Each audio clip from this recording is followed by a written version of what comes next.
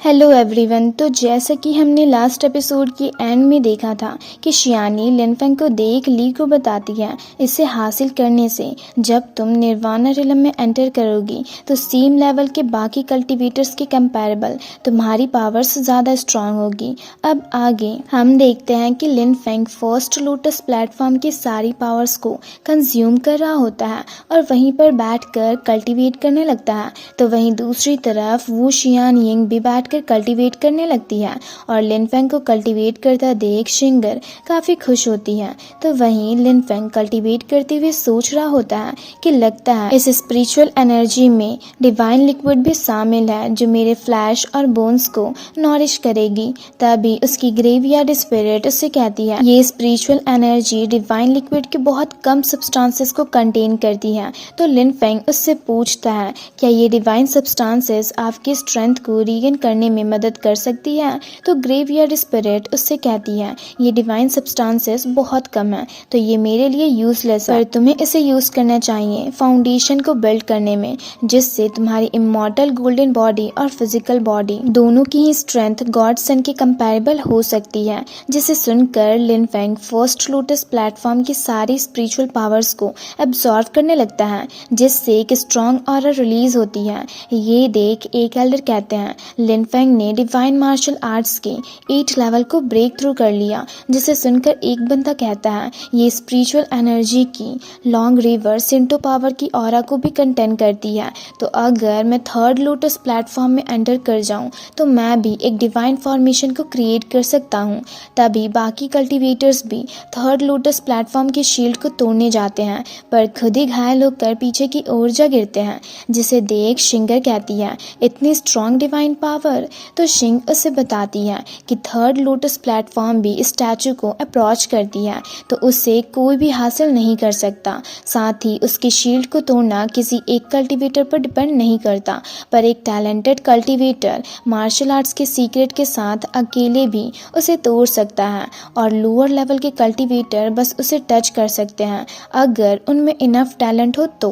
तभी हम देखते हैं बहुत सारे कल्टीवेटर फिर से थर्ड लोटस प्लेटफॉर्म की शील्ड को तोड़ने जाते हैं, पर फिर भी तोड़ नहीं पाते और घायल होकर दूर जा गिरते हैं। वहीं एक और बंदा थर्ड लोटस प्लेटफॉर्म की शील्ड को तोड़ने की कोशिश करता है, पर वो भी नाकामयाब होता है और कहता है ये लोटस प्लेटफॉर्म तो बहुत पावरफुल है। तभी एक और बंदा उसके पास आ गिरता है और कहता है इसके अंदर जाना तो बहुत डिफिकल्ट है, पर फिर भी लिनफेंग और वू शियानयिंग फर्स्ट और सेकेंड लोटस प्लेटफॉर्म के अंदर इतनी आसानी से कैसे चले गए।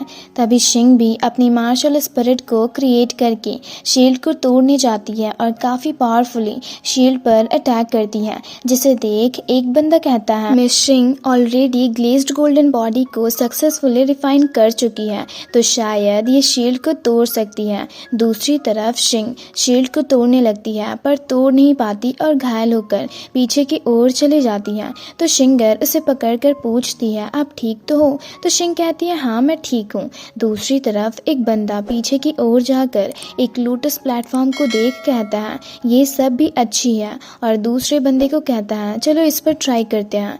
दूसरी तरफ शिंगर अपनी सूरा धर्मा बॉडी को क्रिएट करते हुए कहती है मैं भी देखना चाहती हूँ कि ये कितना पावरफुल है और वो भी थर्ड लोटस प्लेटफॉर्म पर अपनी सूरा धर्मा बॉडी के जरिए काफी पावरफुली अटैक करती है, पर तोड़ नहीं पाती और पीछे की ओर जाकर फिर से लगातार शील्ड पर अटैक करने लगती है, पर फिर भी तोड़ नहीं पाती और पीछे की ओर जाकर कहती है अगर मैं थर्ड लोटस प्लेटफॉर्म के स्पिरिचुअल रिवर में एंटर कर पाऊंगी तभी मेरी फाउंडेशन स्ट्रांग होगी और इसी के जरिए मैं भाई के फुटस्टेप्स को फॉलो कर पाऊंगी। तभी पीछे से शिंग से कहती है इस शील्ड को तोड़ने के लिए तुम्हें अपनी मार्शल आर्ट सीक्रेट को यूज करना होगा और इसके बाद ही तुम्हें एक मौका मिलेगा। जिसे सुनकर शिंगर अपनी स्पिरिचुअल पावर को रिलीज करने लगती है, जिसे सब गौर से देखने लगते हैं। तभी शिंगर अपनी स्पिरिचुअल पावर की मदद से एक बड़े से मैजिकल स्वॉर्ड को क्रिएट करती है और शील्ड पर अटैक करती है, जिससे लगातार एक स्ट्रॉन्ग स्पिरिचुअल एनर्जी रिलीज होने लगती है। तभी थर्ड लोटस प्लेटफॉर्म के अंदर से एक बड़ा सा मैजिकल हैंड बाहर आता है और शिंगर के मैजिकल स्वॉर्ड को डिस्ट्रॉय कर देता है, जिससे घायल होकर शिंगर पीछे की ओर जाने लगती है। ये देख शिंग कहती है अगर वो वो भी काम नहीं कर रही तो गिव अप कर दो, यहाँ और भी लोटस प्लेटफॉर्म है, तुम उसे भी यूज़ कर सकती हो। पर शिंगर हार नहीं मानती और कहती है नहीं, मुझे अपनी कल्टीवेशन को इम्प्रूव करना ही होगा, क्योंकि मेरे भाई ने फर्स्ट लोटस प्लेटफॉर्म को हासिल कर लिया है, तो अगर मैं थर्ड लोटस प्लेटफॉर्म को भी हासिल नहीं कर पाऊंगी तो मैं अपने भाई को फॉलो कैसे करूंगी। और फिर से एक पावरफुल स्वॉर्ड को समॉन करती है और काफ़ी पावरफुली शील्ड पर अटैक करती है, जिससे लगातार एक स्ट्रॉन्ग ऑरा रिलीज होने लगती है और शिंगर शील्ड के अंदर जाकर उसे तोड़ने में कामयाब हो जाती है, जिसे देख अंकल लान कहते हैं इस लड़की के पास एक्चुअल में इतने स्ट्रॉन्ग पावर्स हैं।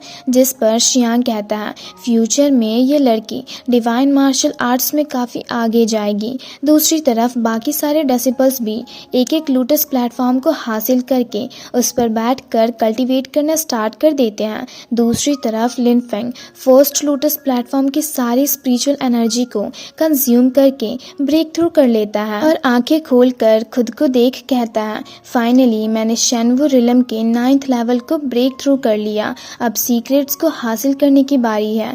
और उन दोनों गॉड स्टैचू के बीच में जा खड़ा होता है, जिसे देख एक एल्डर कहते हैं Lin Feng golden martial god statue के वर्ल्ड में एंटर करने वाला है। तो वहीं अंकल लान भी लिन फेंग को देख कहते हैं कि अगर लिन फेंग ने मार्शल गॉड के सीक्रेट को हासिल कर लिया तो वो और भी ज़्यादा नॉलेजेबल हो जाएगा। तो शियांग कहता है हाँ, ये लड़का ऑलरेडी अपनी गोल्डन बॉडी को रिफाइन कर चुका है, जो कि गोल्डन मार्शल गॉड के मार्शल आर्ट्स के सीक्रेट को ऑब्जर्व करने के लिए काफ़ी अच्छा है। और अब ये पूरे मार्शल स्किल्स को हासिल कर पाता है या नहीं, ये तो इसकी एबिलिटी पर डिपेंड करती है। जिस पर अंकल लान कहते हैं सारे मैजिकल स्किल को हासिल करने के बाद लिन फेंग अपने डैड के ग्लोरी को वापस ले आएगा।